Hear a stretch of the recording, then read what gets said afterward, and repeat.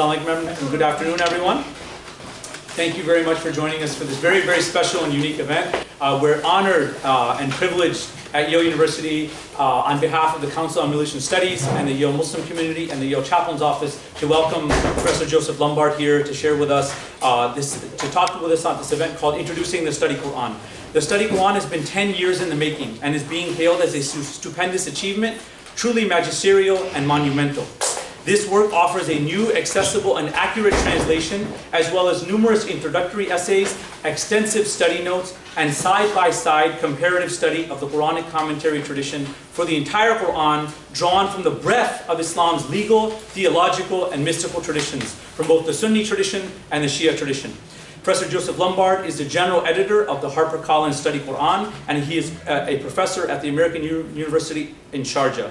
He received his PhD in Islamic Studies from here at Yale in 2003, so welcome back, Professor Lumbard, and is a former advisor for Interfaith Affairs to King Abdullah II of Jordan. And he is also the editor, author, and translator of several books and articles. And two books at this time that I want to draw your attention to that I personally benefited from immensely are, one of them is called Islam, Fundamentalism, and the Betrayal of Tradition, essays by Western Muslim scholars, and these are easily accessible. You can get them from Amazon or Barnes & Noble. And the second is Submission, Faith and Beauty, The Religion of Islam. And both of those are like extraordinary books. I highly recommend them.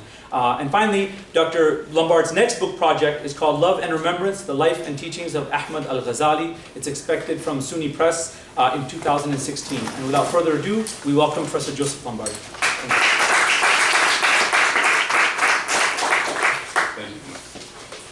Thank you all for having me, for coming. It's a real honor to come to Yale University to speak, and it's also intimidating to speak in front of my former advisor, Gerhard Lovering. But it's also quite fitting. I was thinking about this on the 14-hour plane ride over, this is, the Study Quran was officially released just yesterday. And this is the first time that I'm speaking about it in public since the official release.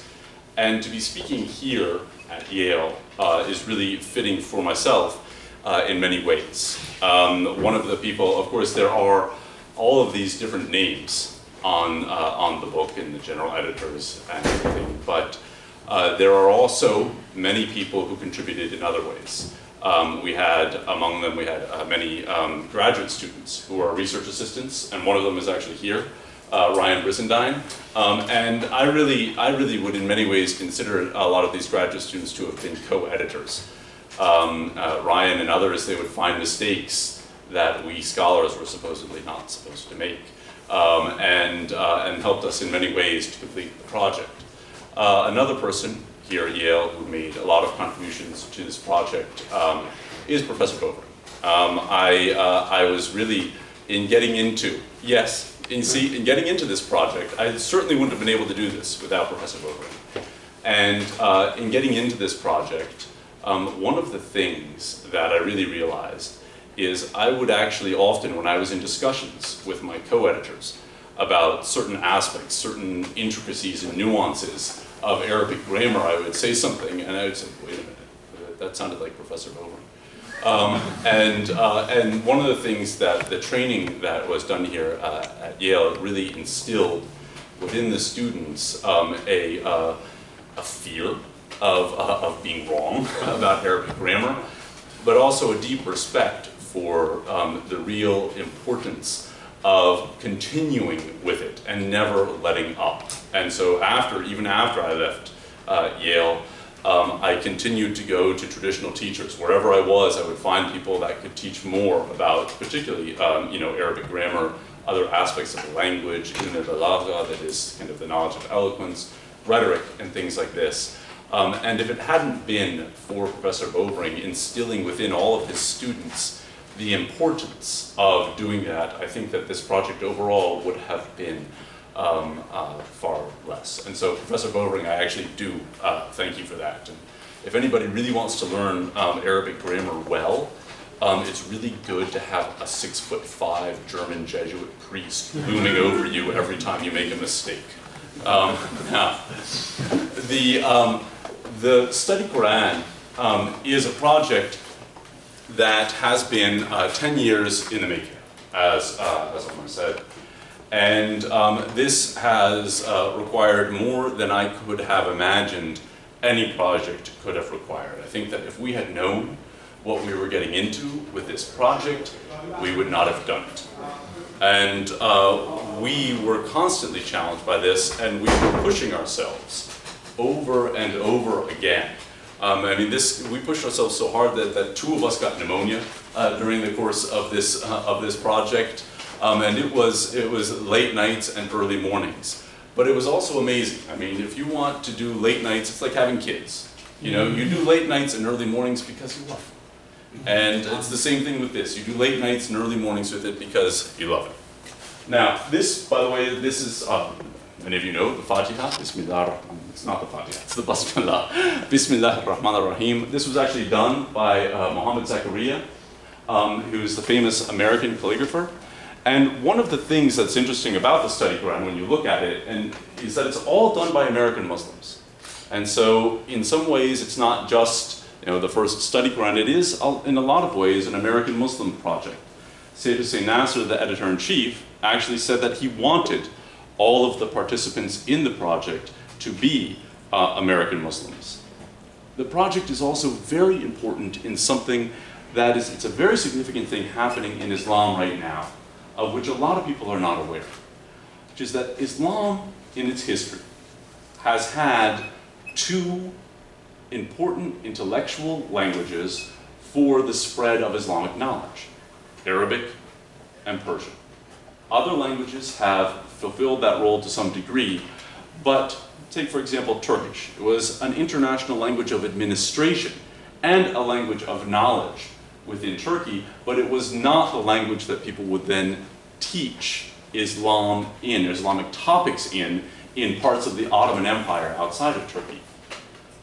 English is now becoming the third international language of Islamic discourse. There was a time when it looked like it might happen with French, but it did not. But now English really has in some ways, and I think that this project is a very important project. I even know my next door neighbor in the UAE, her daughter, though Arab, would prefer to read the Qur'an in English. That's kind of says something bad about the state of Muslims in some way, but it also speaks to how important it's becoming to have good literature in English regarding Islam. Now what I want to do here is go through a few things of how this project works. Right here we should have a name added, which is the assistant editor of Mohammed Rustam, who's at Carleton College in Ottawa, Canada. My apologies to him. You can see it there. But my apologies to him for not having it there. I'll correct it the next time I do this. But this is the team that we had. Another aspect of this project, we don't make too much of it, but I think it's very important that it has one female editor within it. And we actually tried along the way. There was another person that we tried to bring in, but she couldn't participate due to other professional obligations. But there's been a lot of people who have called for there to be more Quran commentary written by women available, and so about 25% of this commentary is written by a woman. And we also had every part of it, every single line of this entire commentary was also reviewed by a woman, by Maria Dekake. And I have to say there were times when things that we'd written and she would bring something to my attention, and as the father of 3 daughters, I was really embarrassed about some of, shall we say, my latent tendencies that she was identifying with that. So it really, I think, did improve the project in many ways. Now, the project has 3 overall dimensions. Here's just a brief outline of the table of contents, and here are the essays. What it has is, first and foremost, it has the translation of the Quran, a new translation. I'm going to put the translation of the Fatiha up in a minute, and we can talk about what were some of the principles that we followed for that. Then it has a commentary. The commentary is the heart of the project. It is really what makes it stand apart from other Quran translations that you might have out there. And the commentary draws upon some 40 classical commentaries of the Islamic tradition. And I'll go through exactly how it does that in a minute, but it really goes through what people consider to be the main commentaries, like Tabari, Ibn Kathir, Qurtubi, Fakhruddin Razi. I know that these names don't mean something to everyone, but these are what some people call the Ummahat at-Tafsir, that is the principal commentaries.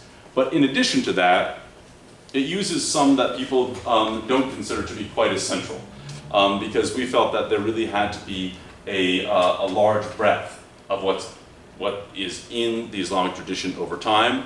So we've got Sufi commentaries, we've got Shiite commentaries, we've got what people would call Mu'tazilite commentaries, and it's really an effort to show how different verses of the Quran have been engaged by a broad spectrum. We're not trying to say, this is the way this is supposed to be. If you go through the classical commentary tradition, a lot of them are trying to tell you, no, this is the proper interpretation, or these are some interpretations, but this one is, in a sense, the preferred interpretation. So we're really trying to show the breadth of how the tradition has engaged the Quran over time. And as you can see, the third part is the essays. They range from things that discuss certain aspects of the Quran itself, like the theme of death, dying, and the afterlife, as written by Hamza Yusuf, the theme of ethics, human rights, as written by Maria Daycake, and war and peace in the Quran, as by one of the general editors, Janer Dale.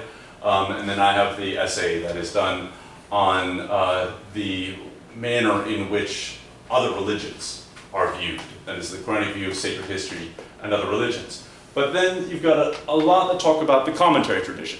Some that talk about the process of the collection of the Quran.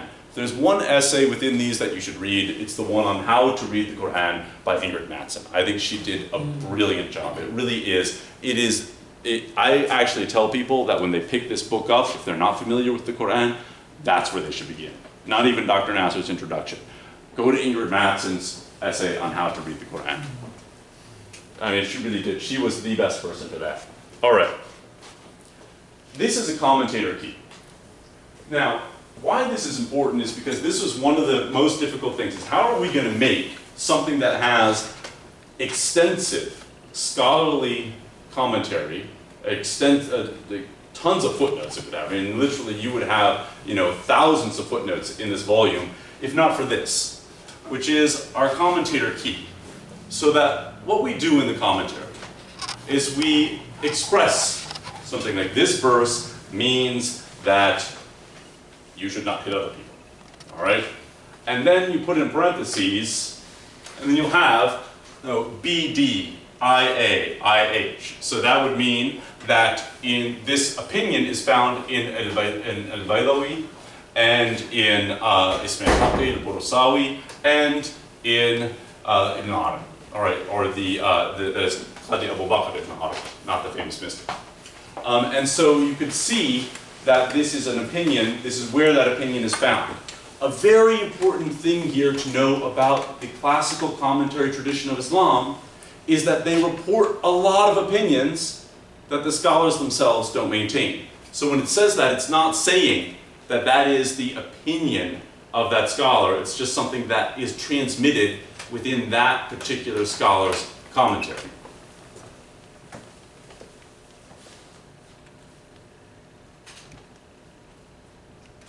And that's the continuing list, so you get an idea of how many other things we used.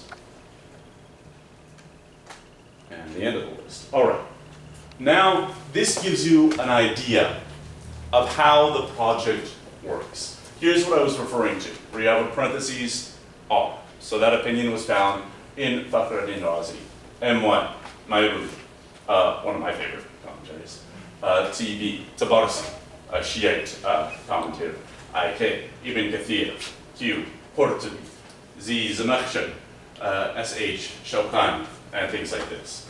So this really shows you, I mean, you have in this one page, and you have in this one page kind of a broad swath of different approaches to this. So here you have the commentary, and there you have our translation. Now, many people in this room already know the Fatiha. So what you can see in how we've translated it, this is actually a very good way of showing our kind of translation principles, which is to be as unobtrusive as possible and to preserve word order as much as possible. One thing a lot of people don't notice in Arabic, Arabic is very much about word order. The way that you have the grammatical markings in word order, the thing that the speaker thinks you most need to know is the word that comes first. So in Arabic, the direct object can come at the beginning of the sentence, and you just know that by the way in which you inflect it at the end. So in other words, you can't mimic word order all the time in how you translate it. Otherwise, you'd end up with Yoda speak or something even more garbled than that. So here we have, in the name of God, the compassionate, the merciful. Praise be to God, Lord of the worlds, the compassionate, the merciful. Master of the day of judgment, thee we worship, and from thee we seek help. So here you see in verse 5, this is one of the things. You see a lot of translators will have you alone or thee alone we worship, or they'll have we worship you alone, things like this, or you'll have the ones where we worship and praise and seek beneficence from you alone, and we do this from you alone. So we're trying to both preserve the word order and keep it really as simple as possible, have no interpretation in the translation itself. There's places where you can't avoid that, but we tried to avoid it as much as possible. And then, of course, you've got the issue, somebody's going to say, well, why are you using thee? All right. Well, there are a few reasons. One is the problem that you have whenever you read the Qur'an, almost any translation that's into modern English, is the distinction between the second person singular and the second person plural. In Arabic, and particularly in the Qur'an, this is of the utmost importance. Sometimes some of the most, you might say, intricate secrets of how the Qur'an works are found in what's called iltifat. That is a quick switch from who is being addressed or who is the speaker. And so sometimes you'll find something, especially in the Qur'an, where it's addressing the Prophet himself, as the commentary tradition would maintain, and then all of a sudden it changes to addressing the Muslim community. So if you're using you for both of those, completely lost in translation. And you'll see in almost every translation where this is done in modern English, this is completely lost. And so we use this for that reason. Also, because the most widely read translation of the Bible today, anybody know what it is? It's still the King James. It's still, I mean, there's something about that register. We don't have complete King James English. Like, we're not using the third person verbal forms and things along these lines. But there's something about that tone that for many English speakers says Scripture. And so we wanted to preserve something of that tone. If there's any Bible translation to which this is closest, it's probably the Revised Standard Version, not the New Revised Standard, because the Revised Standard tried to maintain some of that aspect of the eloquence of the King James as well. And then to go on, it says, guide us upon the straight path, the path of those whom thou hast blessed, not of those who incur wrath, nor of those who are astray. Now this, not of those who incur wrath. This, I think, is one of the situations where the manner in which you represent the Qur'an is of fundamental importance. Because usually you're going to have this translated as not those with whom you are angry, or not those who suffer the wrath of God, or something like that. There's almost always going to be the implication that it is God's wrath of some kind. Well, the very interesting thing, for those of you who know the Qur'an well, where does human punishment arise from? When you're from your own deeds, right? And so, on the one hand, it's the wrath is something that one incurs from what one does oneself. It is people who bring it upon themselves. And then, the other aspect of it is that there's less permanence to it. The whole idea that God is the merciful, the compassionate, so there's less permanence to the notion of that wrath coming upon people if it's just that they incur it, rather than that it's God's wrath. And so this is one of the subtle things where I think that paying very close attention to the nature of Quranic Arabic is important, and I think that there are a lot of translations that haven't fully done so. Another thing that you can't really get from this, and it would take me a long time to illustrate it, is, and this is where somebody like Ryan came in, is that we tried to be as consistent as we could throughout the translation. We developed an Excel word chart that had every word of the Qur'an in it. Every word that is there, and then every verse where it occurs. And so that we could make sure that we were being consistent with the words, or that if they weren't the same, that we knew why we were translating a particular word differently in a particular place. If you go through a lot of Quran translations, look at Arbery, Pickthall, the Muhammad Abdul Halim, that is the most widely spread today, you will find wild inconsistencies in how many words are translated, but especially, and this is where it gets confusing, in how some recurring phrases are translated. So we tried to avoid that as much as we could. Now, here is another feature of the Study Quran, is these surah introductions. Now, the surah introductions give several things. First, they'll tell, what is the title? Is it considered to be from the Meccan period of the Prophet's life, that is the first 12 years before he migrated from Mecca to Medina, or is it considered to be from the Medinan period? And there's a lot of debate about this within the classical commentary tradition. So we would try to relate the various opinions that there might be about that. And then there are many sayings attributed to the Prophet Muhammad about what is the efficacy of particular verses. We didn't put all those in, because I'll tell you actually the vast majority of the hadith about the efficacy of reciting a particular surah or a particular Quranic verse are considered to be weak.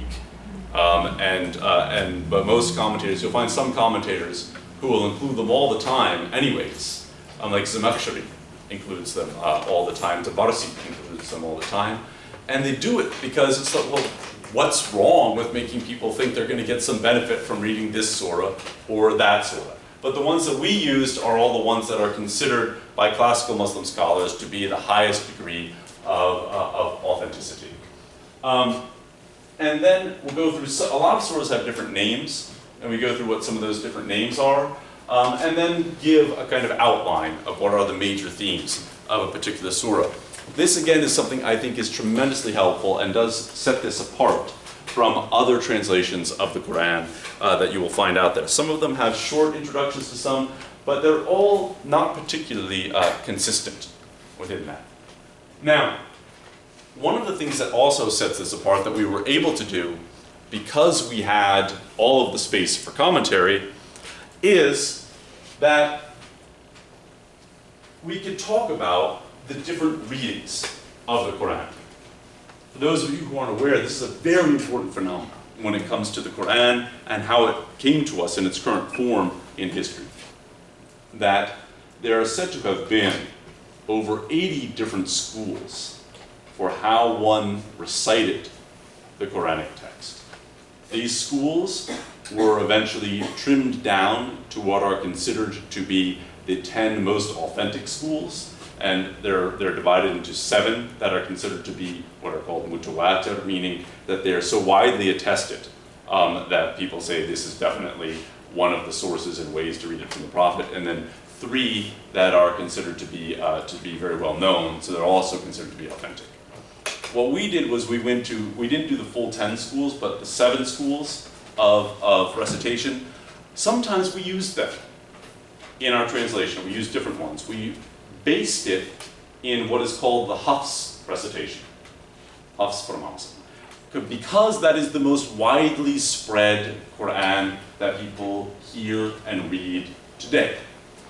And so it seemed the most logical to use it. But in some places, in a few verses, we actually used one of the other schools of recitation for how we did the translation. Because there's some places where the Hafs recitation doesn't really work very well. This is an example, all right? Who here has memorized Surah Yasin? Anybody? All right. Everybody who's memorized Surah Yasin, you're about to be put on the spot. All right? طَائِرُكُمْ مَعَكُمْ. What does the Arabic say? طائركم معكم أَإِن ذُكِّرْتُمْ. All right. أَإِن ذُكِرْتُمْ. All right? So they said you're auguring ill. طَائِرُكُمْ مَعَكُمْ. Upon yourselves. All right. How would you then translate أَإِن ذُكِرْتُمْ? أَإِن ذُكِّرْتُمْ, if you are reminded, or See, it's tough, isn't it? Like أَإِن ذُكِرْتُمْ. Because what the classical commentators say is that the أَإِن ذُكِرْتُمْ, it means, were you to be reminded? But then, so they say that there's an ellipsis.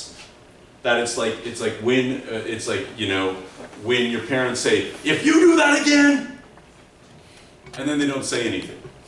And so it's like, what's he gonna do? And so here there's supposed to be an ellipsis in it.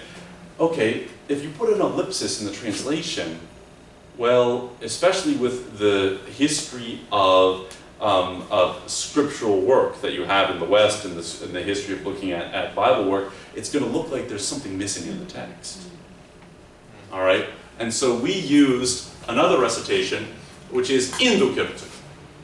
And this is actually, this verse, Surah 19, طَائِرُكُمْ مَعَكُمْ أَإِن ذُكِرْتُمْ, it actually has one of the most widespread amount of different readings, because even طَائِرُكُمْ can also be read differently. And so we didn't get into all of that. It would have been, this verse alone, you could actually write a paper about just the different recitations of this particular verse.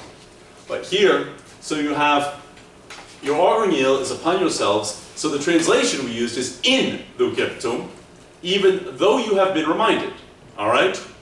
Nay, you are a prodigal people. بَلْ أَنْتُمْ قَوْمٌ مُسْرِفُونَ. All right? And so here's what the commentary does with this. All right?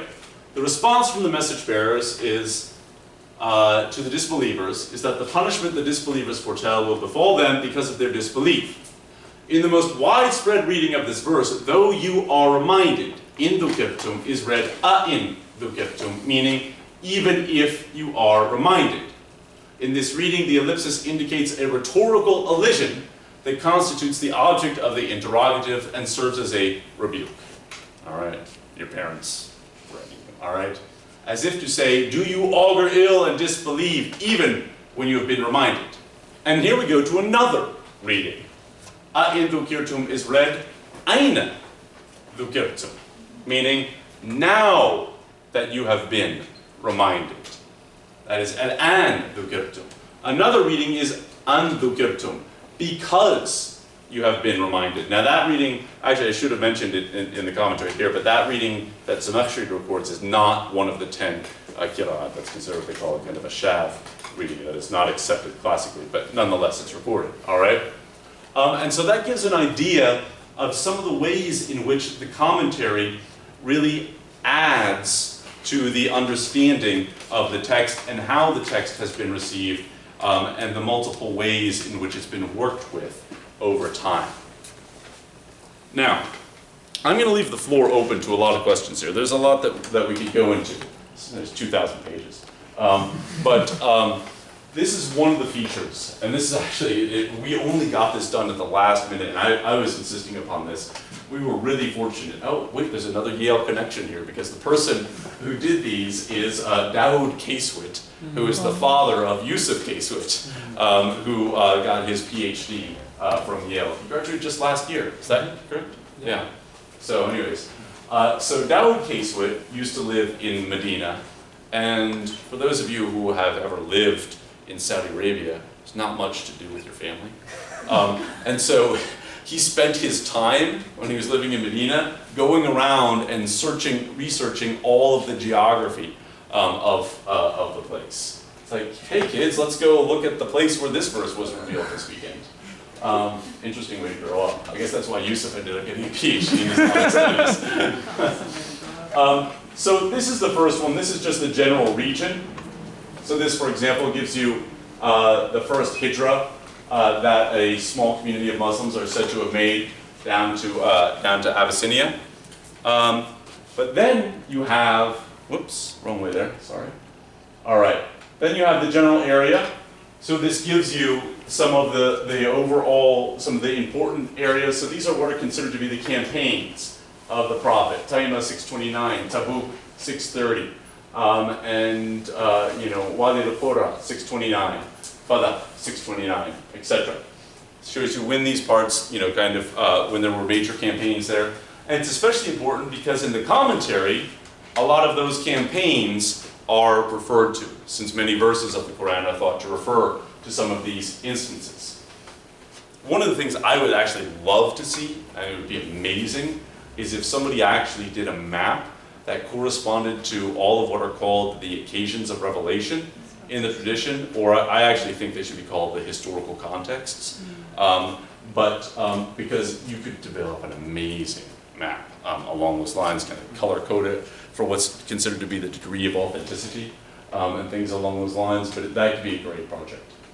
Here's where I think this project really kind of lends another aspect that you don't find in many places. Because I've actually seen some incorrect Hajj maps in places, and PBS had an incorrect one up for a while. So here, because you've got discussions, especially in sort of the Baqarah, of the practices of the Hajj. So there's a whole map that gives the Hajj stations and how they work. So if one's reading the commentary, one can then go back to these maps and see how it works. And then in addition to this, you have a whole kind of topographical map of Medina. So for example, who knows the song?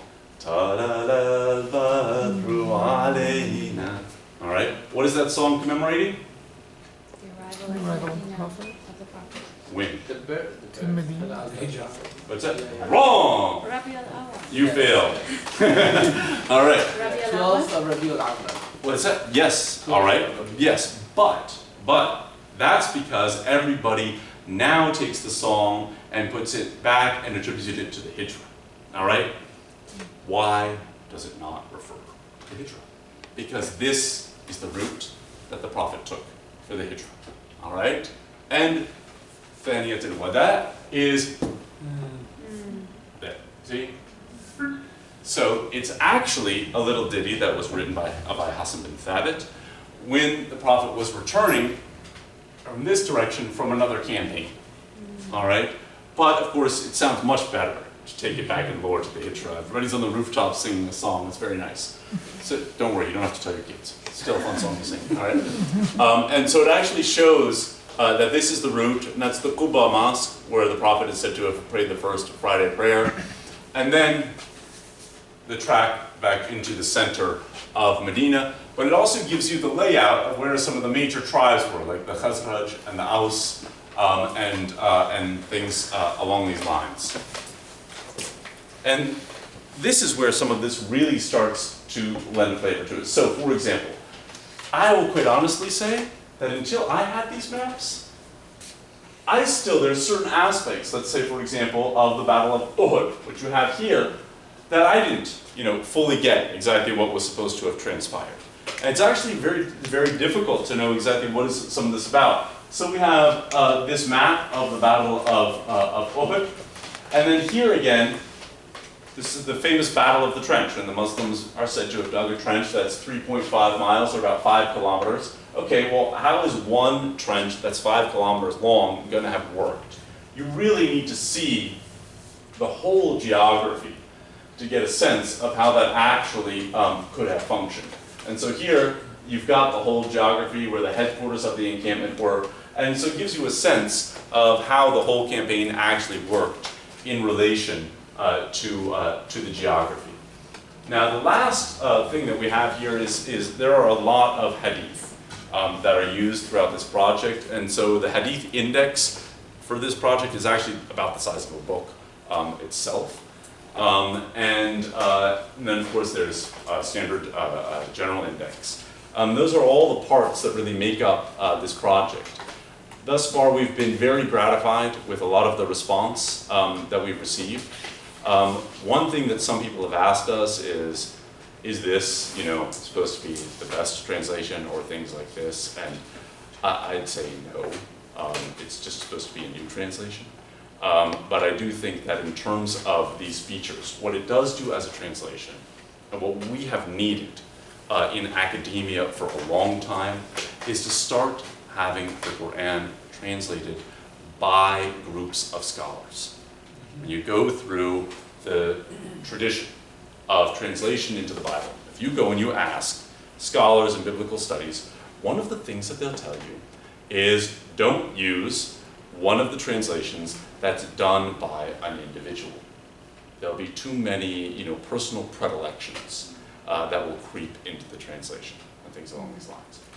When you want to pick up a translation of the Qur'an, you really don't have a choice except to pick up one that has been done by an individual. And the best ones out there. There's some that were done by groups of scholars, like there's one done by a group of scholars in Turkey, and I mean, they've got parentheses that add like 5 lines to each word. I mean, it's very interpretive. There's a Saudi one that's also done by a committee, which is not very good. I don't recommend. But so our hope is that this will raise the level in terms of Qur'an translation.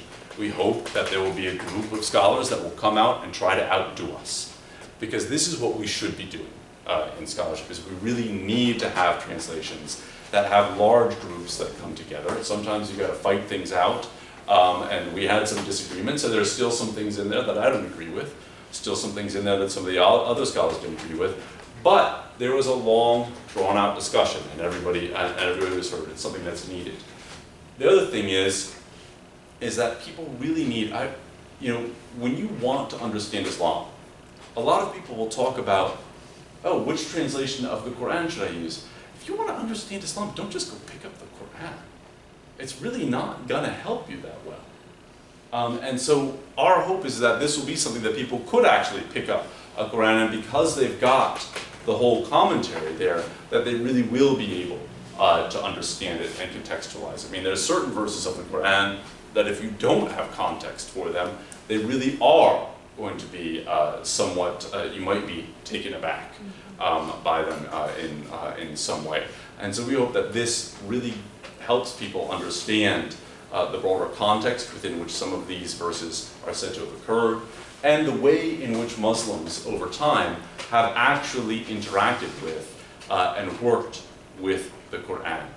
Because there's a famous saying attributed to Ali ibn Abi Talib, which I think is true throughout all time, is that the Qur'an does not come except through a human medium. It is interpreted by human beings. Muslims from the first generation were aware of this, and they've been aware of this until today.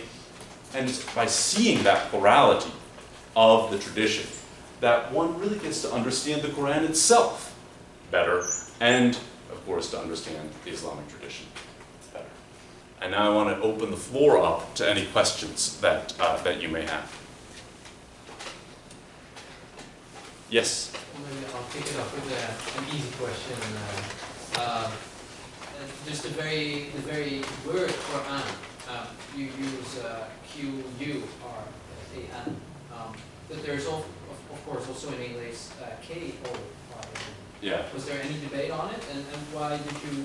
There was a discussion. I mean, you've also got Q-U-R, you've got the full thing. I think that our thought on this, this is actually, I was the particular one who argued for this. Our thought on this was that Qur'an has become, first of all, a fully anglicized word now. So writing it with the transliteration, we don't need to be doing that anymore. And some of them, especially the one where you have the Q-U-R apostrophe A-N. I mean, this just makes sense. If you're going to transliterate, transliterate. Don't do a half job of transliteration. And then I just think that phonetically, Q is closer to Qaf. And so within English, at least, it's a better rendition if you're going to do it that way. One of the things that we actually do hope is that if this is widespread, that we might start moving towards a single way of spelling Quran. And you know, people say, is there a difference between the Quran and the Quran? What is the difference between the Qur'an? What are these texts? So hopefully, in the English-speaking context, the Western-speaking context, we can gradually move towards a single word for it. Yes, Serena? By the way, I thought you were supposed to be at a conference. Oh, that was at this weekend? All right. Thank you so much, and I had the pleasure of reading it, and I think it's just an extraordinary piece of work, and just a huge contribution to the field and also to the public. So I have really two questions. The first is for people in the room that might not be so familiar with the study Bible. Could you kind of compare and contrast this to that genre for us, and just kind of give us a sense of like, is this less academic, more academic, et cetera, just for people who you don't know what you're kind of working against, or working, not against, but like working in the context of? That's one thing. And then the second question is, and I have to admit that this is a tough question, I think, but on the gender of God. Of course, we all understand theologically that God does not have a gender, and that in English we often refer to God as he and his. But you know, there is a move or an argument being made among some American Muslim scholars to try to go away from that. And so, like, I even know many khatibs in their khutbahs, when they translate to English, they will try to avoid saying the word he and his and just keep saying God's over again, or you know, or other ways of kind of getting around that problem. But in translation, it becomes quite awkward. And I wondered if you could talk about whether you even considered that, or whether you would advise anyone to take up such a venture, because I know that there are feminist Muslims that want a Quran that doesn't have any gender-specific pronouns. Yeah, this is complicated, and it's also complicated because particularly within classical Arabic, when you're using Arabic, I mean, one of the things is that, you know, all the scholars will tell you that the male singular is just simply the default, and that it has no significance within that, and you know, the scholars will constantly tell you that God is not gendered, and you're an idiot if you think that the use of huwa means that there's any gender to God. So in terms of the translation itself, we felt that we should just keep it as he and him, again, for the principle of being true to what the Arabic is actually saying. In terms of the commentary, I actually, myself, kept writing God, and Harper changed it to he and him, feeling that in terms of language, it was just awkward. If it had been a male editor, I probably would have objected more. It happened to be a female editor, so I probably let it go a little bit more, but I actually would have preferred if within the commentary we had made more of an effort to have a gender-neutral language as regards God, but I do think that to be true to the text itself, it's best to keep it as he.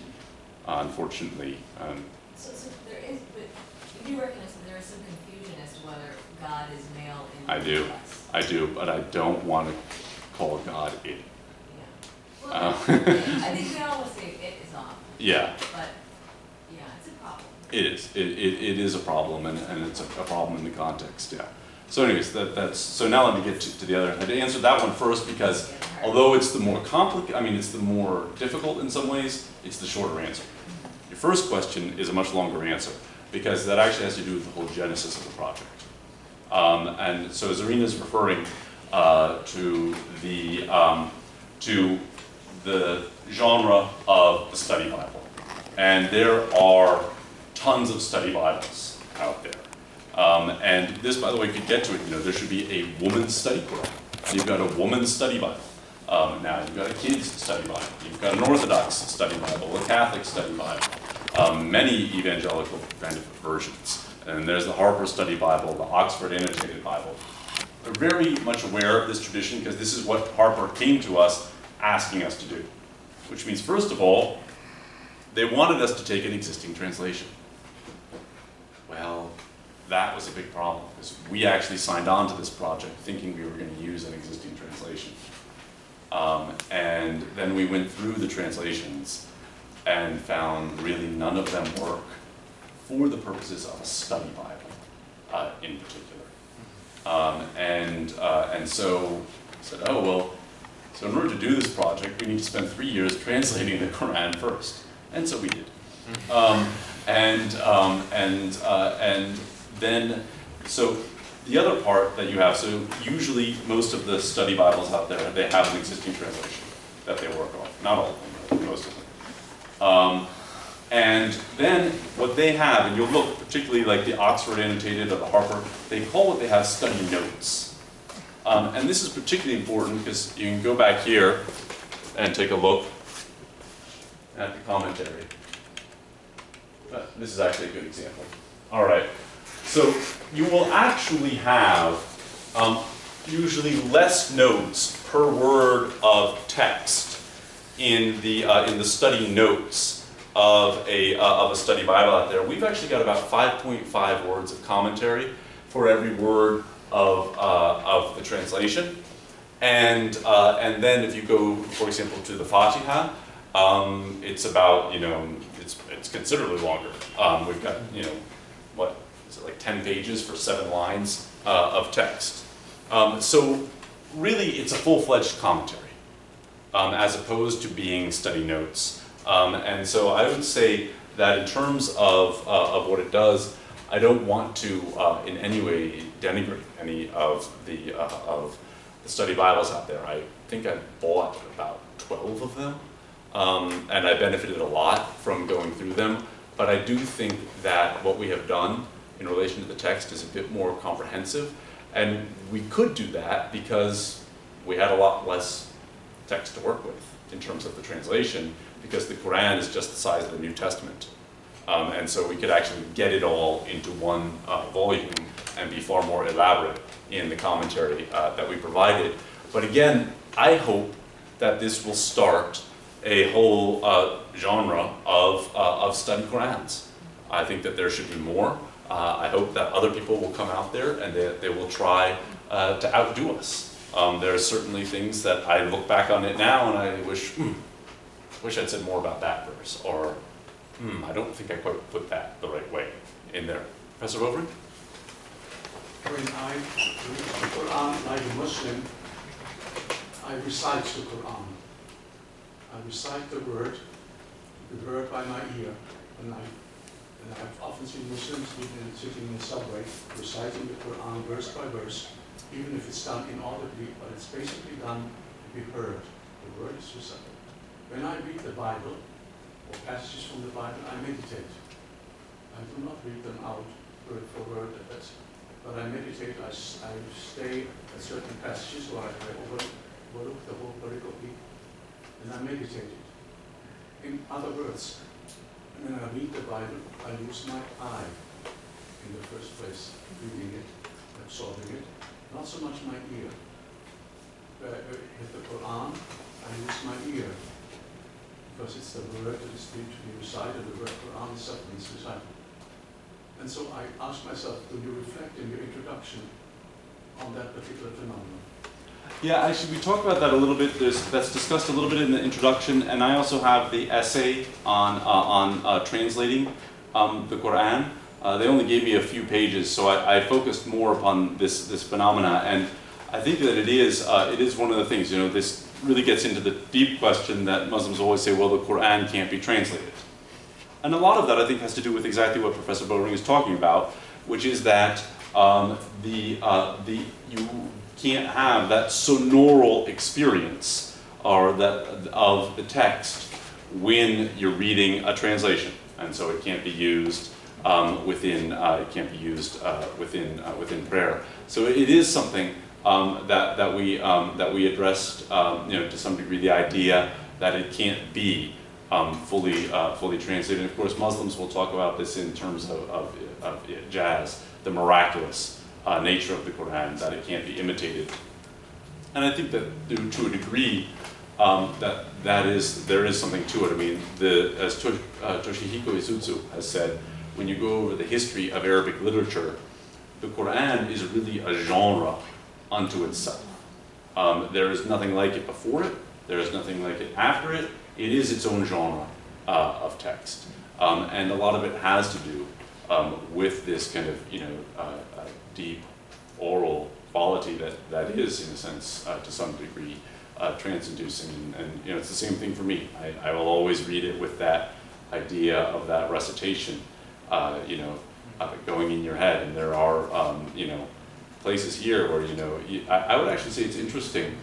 Muhammad Rustam, when he went, and he came in later in the project, and when he was asked to review the whole thing, he actually said what he did was the first time he read it while listening to it, to see to what degree it kind of captured it. And he would flag some things that he would go back over if he noticed something off while he was listening to it. And then he went back and he read the two texts side by side. He was kind of our final, he was like an outside reviewer after we'd done everything to make sure that we hadn't gone too far afield. And it would have been nice to have had one more at the very end, but perhaps for another day. Yes, sorry. I have three questions. First one is about the title itself. Would it be because my English is weak, I thought maybe there is an of the study of Quran rather than just the study of Quran. So that's just a note. My second question was about the verse in the opening chapter in the Fatiha. The translation of al-maghdubi alayhim. Yes. You translated as will incur, who incur. Those who incur wrath, yes. Right. Now, my understanding of the Arabic is that the word al-maghdub is a passive participle. Yes. And usually when we do, in translations, passive participle, you have to have like an ed at the end, Yeah. So that's the second question. The third one is just about the biblical citations. Is there a way that maybe in the future we can just have a commentary without biblical citations? Getting rid of thee and thou and all those. Somebody could do that, but not with this one. If somebody else wants to do that, how was that? And that might be something that I don't actually know the whole copyright process and technically who holds it right now, and I probably wouldn't get to make that decision. This is where I think other people will come through and make translations. So we've tried to keep it on the lighter side for this and not to be overbearing, but that could happen. Now, when it comes to your first question, the title, we discussed the title a lot because you go out there and you'll have the HarperCollins. They actually wanted to call it the HarperCollins Study Quran at first. And we just didn't think that was kind of appropriate in the context, and especially I think for a lot of Muslims, they would have felt that was inappropriate. And then there were discussions of, well, what about calling it this study Quran or that study Quran? It all seemed kind of bombastic to go and to claim that it was one thing or another. Even HarperCollins, they want to take the translation and they wanted to call it the Standard Quran Translation, SQT. And we were just like, no, you can't go out making a claim like that. That just seems a little bit too much to claim. And so the reason that we just had the study Quran, so no, in terms of English, it is a little bit, because usually the reason that you have it is because you have the Oxford Study Quran, or this study Bible, or that study Bible. And that's why they have that particular thing. So it's a play off of that. And so many people in the English-speaking context, they'll understand where that title comes from. Now, so does that answer those two questions? All right. So now for your third question, the middle question.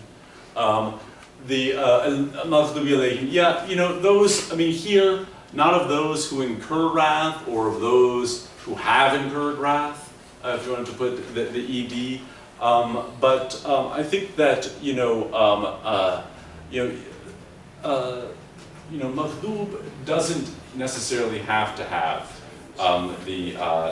that passive ending at the end. And here, yes, it does imply a passive recipient of it in some way, but I don't think it's necessary. There's a lot of different ways. Like those upon whom is wrath. That was one of the things that we considered here, but we didn't like it because it had the implication that the wrath is actually upon them now. But I mean, that's the thing, is that, those, who incur wrath. Or maybe those whom wrath was incurred upon. Yeah, see, again, that's one of the things, is that you want to not, with English, one of the fundamental principles, as with Arabic as well, is, what does E.B. White say are the 3 principles of good English? 1, omit unnecessary words. 2, omit unnecessary words. 3, omit unnecessary words. And so it's try to keep it, as my father would always say, keep it simple. Yeah. Yes, say. I'm just wondering, so the page we're seeing does not have any Arabic on it.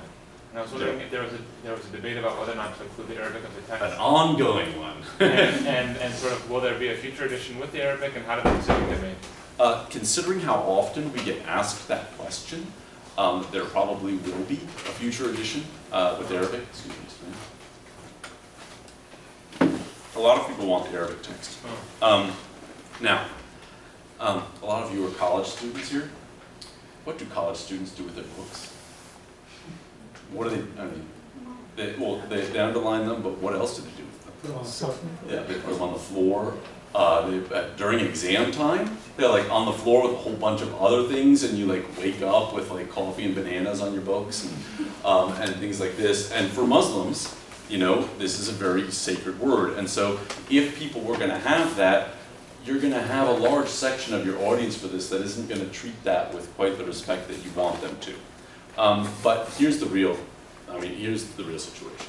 All right, to typeset 2 independent text fields is difficult. To typeset 3 independent text fields, when one of those text fields is going in a different direction than the other 2 text fields, is exponentially more difficult. Now you're going to have a typesetter, when we're working with Harper, who doesn't actually know Arabic. And so they might get a word separator or something to get it to fit in. I mean, you're talking about, you are adding a level of complexity to the typesetting that is, that would basically take us another 3 years, especially because, I personally think, that this is, actually I think Zarina has the only volume. I was going to say that I think that the way to solve the first problem is to make the leather-bound version have the Arabic. So it's only someone who's going to spend the money. Yeah. Who's probably going to be a Muslim. Yeah. Is the way So to get I think around that. that's one way to do it. But then the other thing is that to really do this, so also we put a lot of work into making sure that this was well presented. If you go open up a HarperCollins study Bible, it doesn't look all that nice. There's not a lot of thought put into the typesetting and everything. It's like, okay, that font's fine. We really worked with what font we wanted. Janer Dali, one of the editors, he created these ayah medallions. And I was going to say, Zarina, I think, has an actual hard copy there. Yeah. I think it looks. I think the layout looks gorgeous. I think So so too. I'm of the camp of I know. No, the reason I'm mentioning it is because then to do the proper respect to the Arabic would require that the level of presentation of the Arabic is at or higher than the level of the typesetting and presentation of the English. And that also, and so we would have demanded that of the project if we were going to do that. But I really like Serena's solution to make it leather bound. Plus which, the fact that everybody's asking for this now, I can tell you the publisher will be delighted because it means they'll have a reason to bring out a different edition that has Arabic, and then some people will be repeat buyers. They bought the one without it. But here's the other thing. If you're a Muslim and you want to read the Arabic of the Quran, it's everywhere. Get out your iPhone, all right? Sit down. If you really want the Arabic when you're studying this, you should be in a quiet place, all right, where you can really sit down and think about it. And if that's the case, you really should be able to get the Arabic text and put it side by side and read it. So it's widely available. So that was another thought that we had. This young lady has had her hand up several times. Yes? Thank you for having me. I really enjoyed this. What role did early interpretations of the Quran play in your translation? And I'm referring specifically to like the 1 to 2 centuries after the Prophet's death. Yeah, I mean, so those ones, of course, there's a lot of debate about some of them, and not all of them are preserved. The way that they are preserved is in the later commentaries themselves. They play quite a heavy role because one of the most important things is, what does a word actually mean? Well, you know what a word actually means by going to the people who are closest to that time in that context. And this, I mean, you even have stories of Arabs who would travel all around to try to figure out what a word actually meant to the nomads, so that they could know the real Arabic. And those people, their opinions and their stories of traveling around with these stories, they're preserved. And you'll actually see, like, let's say, for example, the word qaswa in Surah al-Qiyamah, you know? كأنهم قسورة is what it says. What's that? فرت من قسورة. Yeah. You know? المدثر? Yeah. فرت من قسورة. Yeah, that's right. The end of Mudathir. Yes, Qiyam is the next surah. Yes, sorry, thank you. Yeah. So, what does qasra mean? All right. There's a lot. It's actually probably an Ethiopic word in origin that was naturalized into Arabic. But it ends up having a broad spectrum of meaning. And what it ends up really being is just about anything that you would flee from that's life-threatening. And so it means a vicious lion. It can mean a spear. But there's a whole discussion of what it means and actually of what its origin is. And so that's something that did play, extensively into how we would translate that word or many other words. Yes. Assalamu alaikum. Thank you so much for this incredible endeavor. It's amazing. I'm really honored to have the opportunity to hear about it from you directly. I have 2 questions. One, what kind of process did you go through to be able to include the Shi'i tafsir within this text? Mm-hmm. How did that experience go? Because it's remarkable to have both of those together side by side. And 2, how many women were involved in the scholarly background of this production? The women who were involved, first of all, that's easy. It's just numerically. Basically, Maria Takaki. There were only 5 editors who were involved in the process. And there were, in terms of the essays, is Ingrid Mattson the only female? Ingrid and Maria are the only female contributors. I just want to say that's not for lack of trying. There were other people. Like I said, there was another female editor who we almost brought in, we were like this close to having her join, and then she just couldn't for professional reasons. And then there were several females who actually we had first gotten with some of the essays, who again had to pull out for professional reasons, other obligations that were just too many. So I would personally have liked to have more, and it just didn't work out. So that's the question. Now, your other question was? Did you ask another one, or was Yes. that the only one?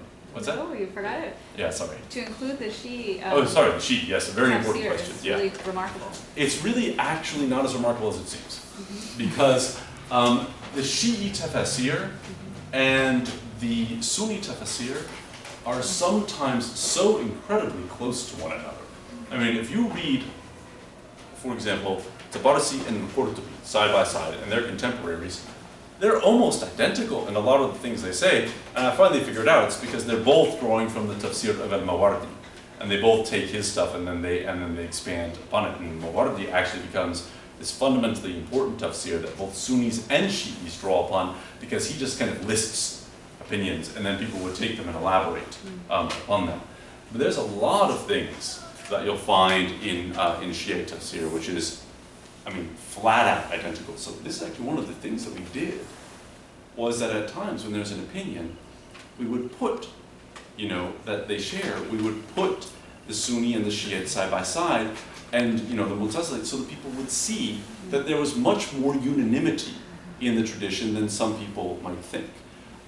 Then for other ones, when, let's say, for example, there are particular surahs, verses, that do have a particular meaning to Shiites, we would put in, you know, usually what we would do is we would say, we would give the thing, and I would say, for some or for many Shiite commentators, this verse is also understood to mean X, Y, Z.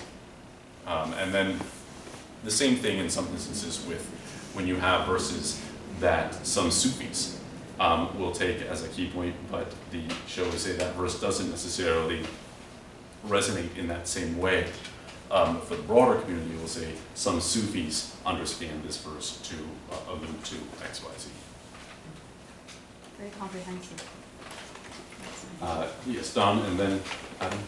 So Don first. Two quick questions. One, I was thinking as you were talking, would there be some advantage to also getting the Kindle edition with their search engine, so that you could just do incredibly multiple searches with words and ideas that your index probably doesn't cover? Yeah. So that's one. And the second one, who was your target audience for them? You. No. So we really had three audiences in mind. One, our colleagues in the field of not just of Islamic studies, but of religious studies and of Middle Eastern studies and cognitive disciplines. I think that one of the things that you'll find when you go through is that there are a lot of people who will give you kind of throwaway lines about the commentary tradition when they talk about it. And it's really kind of a lack of respect, and I actually think it's just lazy scholarship. That they'll just say, you know, well, you know, you can't, the commentary tradition is so all over the place about this that you can't really, you know, do that. Oh, come on, that's just lazy. You know, go into all the different interpretations of Shakespeare. Are you going to say as a scholar that you shouldn't deal with those because they differ with one another? No.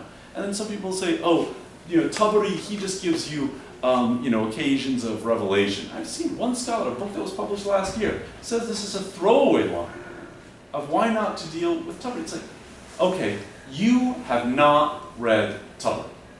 So what this project does is it raises the baseline. This is the minimum amount of knowledge. If you're going to come out within one of these disciplines and you're going to say something about the Qur'an, this is the minimum amount of knowledge that you have to know about the tradition, and I think it raises it tremendously, and I think something like this has been needed for a long time. So that's the one thing within the academy. Then I think students. Now, students anywhere we're going to read it, my hope is that, I know it won't be used by everyone, but I think that this will greatly ease how it is to teach the Qur'an. And whenever you're teaching the Qur'an and you've got your students and they read a translation, I mean, anybody who's taught a class on Qur'an knows this, that your students go in and say, this verse says, do that. And then, well, I mean, yeah, that's what the translator says. And so you've got something where now the teacher already has that the student realizes that, shall we say, the text is polyvalent, that it has other meanings than just what's there in the translation. Muslims. It's another audience there, a lot of Muslims. They, this really need to raise their religious literacy. And this is there's multiple levels on which this happens. I mean, this even goes so far as the appeal of some of these groups that we're opposing now, like Daesh and stuff, is that, there's a certain degree of religious literacy that if it's at a higher level within the community, there are a lot of ills that will be healed just by having that higher degree of religious literacy. And I think that people will have a deeper relationship with the Quran, even if they're not able to read the Arabic very well. And then your general reader, your general educated reader who just wants to know more about Islam, more about the Quran. And especially because, like I said before, I think just picking up the Quran isn't always that helpful. But picking up something that really helps you engage the Quran and has the Quran there, I think could be exponentially helpful. And there was Adam, your next question. Yeah, thank you for all your effort. I'm really looking forward to studying the Quran further with all of this. A few things you mentioned in terms of exclusions included Daif Hadith, some of the Ahruf, and not commenting on them. Can you elaborate a little bit more about the area or the content that was excluded from the study Quran, and perhaps also talk a little bit about things that you wish would have gone in? All right. How long do you have? That's the last question. I mean, well, I know, but I'm saying if you want me to talk about what's not in there, we'll go to the end of time. I mean, I've got more projects that could come out of this than would last me 5 lifetimes as a scholar. All right. There are single sentences in there that nobody will ever know. I mean, anybody who does scholarship knows that most great scholarship is about what you leave out, not what you put in. Just like all great writing, it's most of it, there's so many different drafts that are in the dustbin. And so there are sentences in there that you've got 100 pages of research went into that one single sentence. And there are places where you really have to go through the tradition. And it's amazing, some of the things that you grapple with. And I mean, there are some things in there regarding the Quran in the classical tradition. I mean, we would actually sometimes, when we would have our midnight Skype sessions to have translation discussions, somebody would say, "You wouldn't believe what I found in the tafsir today." I mean, there are some hilarious things. They're just like, "Can you just say that?" And so there's just tons of stuff that's left out for various reasons. As regards the weak hadith, actually there are a few of them that are in there here and there, because some of them are just too beautiful to leave out at times. But in terms of the ones that talk about what we call the fada'il al-Qur'an, that is the benefits of certain parts of the Qur'an, there are so many. I mean, most of the hadith on the fada'il al-Qur'an are weak. And so that's where we had to draw a line to just say we're just going to keep the ones that are considered by the tradition to be strong. And there's a whole bunch of, and in terms of the recitations, this woman keeps raising her hand. Will we let her? Sure. All right. And it is also linked in terms of future plans. Do you have concrete plans about working just making the group a bit larger, including expertise from areas like business, sociology, and even basic sciences? Because having something this is amazing, and I cannot wait to read it.